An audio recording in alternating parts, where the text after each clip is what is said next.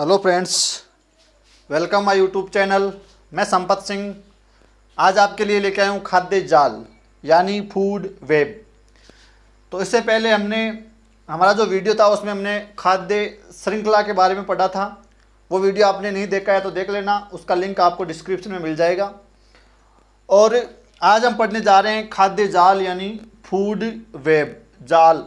तो एक जाल आपको नज़र आ रहा होगा और ये क्या है, खाद्य जाल ही है ये। तो देखो क्या होता है, इस इकोसिस्टम में कई खाद्य श्रृंखलाएं चलती रहती है। जैसे पादप है और उस पादप को किसने खा लिया, मान लो टिड्डे ने खा लिया, या मान लो किसने खा लिया, खरगोश ने खा लिया। तो ये हो गया उत्पादक और ये हो गया प्राथमिक उपभोक्ता।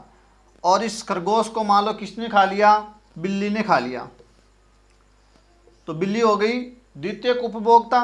और बिल्ली को मान लो शेर खा गया, तो ये हो गया सर्वोच्च उपभोक्ता या तृतीयक उपभोक्ता। तो ये जो यहाँ से उत्पादक से लेकर उपभोक्ता तक जो प्रत्येक कड़ी जो जुड़ी हुई है, जो एक श्रृंखला चलती है, उसको तो कहते हैं खाद्य श्रृंखला। लेकिन प्रकृति में ये जो इकोसिस्टम उसमें कई प्रकार की जो खाद्य श्रृंखलाएँ हैं ना, वो आपस में जुड़ी हुई होती है। क्योंकि एक खाद्य श्रृंखला का स्थायित्व नॉर्मली होता नहीं है। स्थायित्व किसका होता है, खाद्य जाल का होता है। तो कई सारी खाद्य श्रृंखलाएं आपस में परस्पर मिली हुई है, जुड़ी हुई है, वो एक दूसरे पर निर्भर है, एक प्रत्येक जीव। तो खाद्य श्रृंखला के जो जीव होते हैं, जो उसको हम पोषण स्तर बोलते हैं, वो एक दूसरे पोषण स्तर से या जीव से जुड़े हुए होते हैं, उनसे वो संबंधित होते हैं। तो उस दौरान ये क्या बनता है, खाद्य जाल बनता है। तो कई सारी खाद्य श्रृंखलाएं जो आपस में मिक्स हो जाती है, आपस में गुथ जाती है, तब किसका निर्माण होता है, खाद्य जाल का निर्माण होता है। अब ये ज़रूरी भी है और खाद्य जाल का होना बहुत ज़रूरी है, क्योंकि श्रृंखला का स्थायित्व कम होता है। तो वो जो जीव है वो पोषण स्तर के माध्यम से एक कड़ी से दूसरी कड़ी से वो जुड़ जाते हैं। अब जो खाद्य जो जाल जो बना, ये बनना ज़्यादा ज़रूरी है। क्यों? क्योंकि देखो यहाँ हम इसमें देख पा रहे हैं कि यहाँ ये जो आपको मैंने अलग अलग प्रकार के जो पादप बनाए, वो क्या है, हमारे प्रोड्यूसर है यानी उत्पादक है। ये क्या करेंगे, सौर ऊर्जा से अपना भोजन बनाएंगे, स्वयं पोषी अपना भोजन क्या करेंगे, खुद बनाएंगे, कार्बनिक पदार्थ को इकट्ठा यहाँ करेंगे। अब इस पादप को जो उत्पादक है उसको कई प्रकार के जीवों द्वारा खाया जा सकता है। कि ये ज़रूरी नहीं है कि पादप को सिर्फ टिड्डा खाएगा या खरगोश ही खाएगा। तो यहाँ आप देख रहे हो, इस पादप को टिड्डा भी खा सकता है, छोटे जो जलीय जीव है वो भी खा सकते हैं, चूहा भी खा सकता है, छोटे कीट भी खा सकते हैं, खरगोश भी खा सकता है, भेड़ भी खा सकती है, बकरी भी खा सकती है, गाय भी खा सकती है, हिरण भी खा सकता है, नील गाय भी खा सकते हैं। तो यहाँ इनको कोई सा भी जंतु खा सकता है। तो ये जो आप देख रहे हो सारे के सारे, वो क्या हो गया कि प्राइमरी कंज्यूमर हो गए, यानी प्राथमिक उपभोक्ता हो गए। जो सारे के सारे नॉर्मली कैसे होते हैं, शाकाहारी होते हैं, शाकाहारी, क्योंकि वो शाक खा रहे हैं, शाक यानी वनस्पति खा रहे हैं।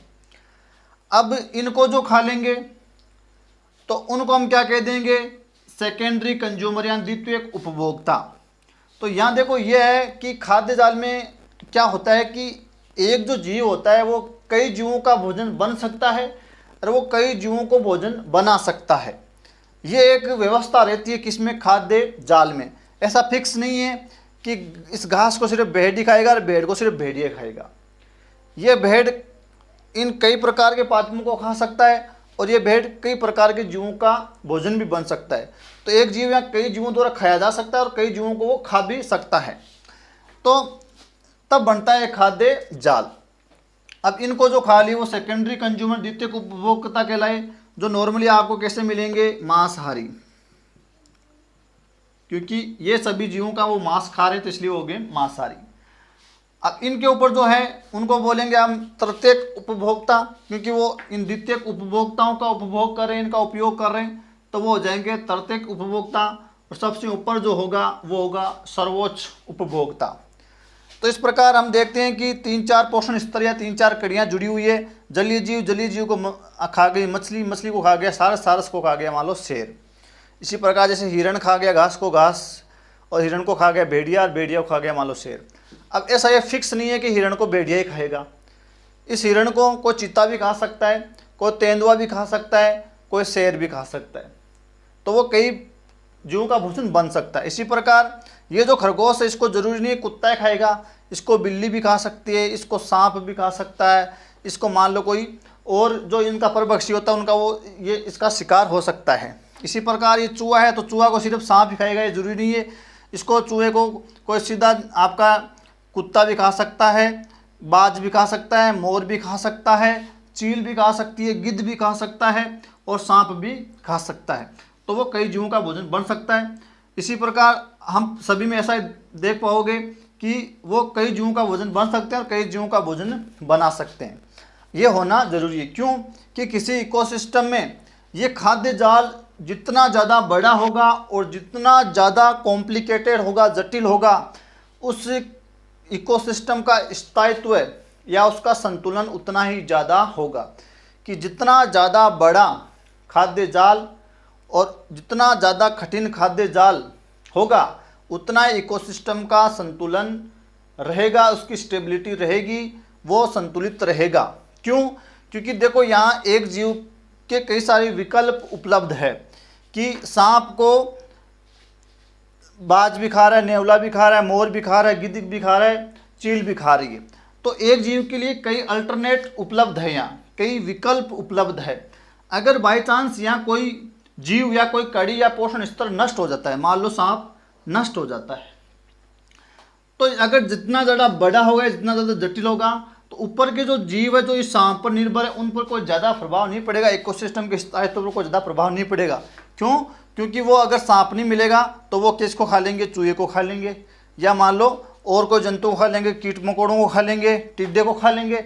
तो इसका नष्ट होने से इसके इकोसिस्टम पर या इसके संतुलन पर कोई ज़्यादा इफेक्ट नहीं पड़ेगा। और ये जितना छोटा होगा या जटिल नहीं होगा तो इसका स्थायित्व तो उतना ही क्या होगा? कम होगा। तो यहाँ है प्रत्येक जीव को एक अल्टरनेट मिल जाता है, उसका एक क्या मिल जाता है?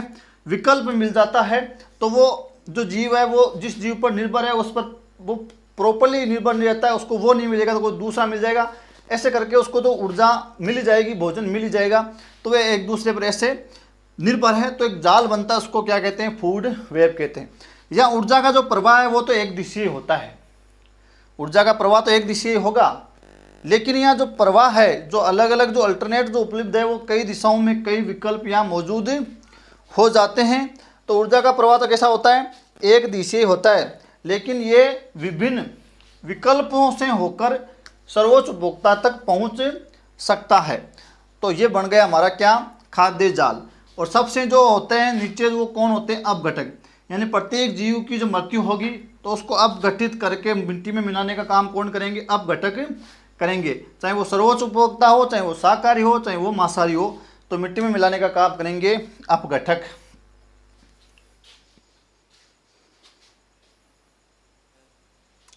तो बात आपके समझ में आ गई होगी कि यहाँ ऊर्जा का प्रवाह तो एक दिशीय होता है, लेकिन बहुत सारे संबंधों के साथ ये होता है कि यहाँ जितना बड़ा और जितना जटिल होगा पारिस्थितिक तंत्र उतना ही संतुलित और स्टेबल और मेंटेन रहेगा। तो ये हमारा एक छोटा सा वीडियो था। तो वीडियो को लाइक करके जाना, चैनल को सब्सक्राइब करके जाना, और हमारा एक टेलीग्राम चैनल भी है मूमल क्लासेज के नाम से ही, उसको भी ज्वाइन कर लेना। उस पर भी हम इम्पोर्टेंट क्वेश्चन डालते रहते हैं, तो वहाँ भी आपको बहुत ज़्यादा आनंद आने वाला है। तो मूमल क्लासेज के नाम से आप सर्च करके हमारे टेलीग्राम जो चैनल है उसको ज्वाइन करें और चैनल को सब्सक्राइब करें, लाइक करें, शेयर करें। धन्यवाद।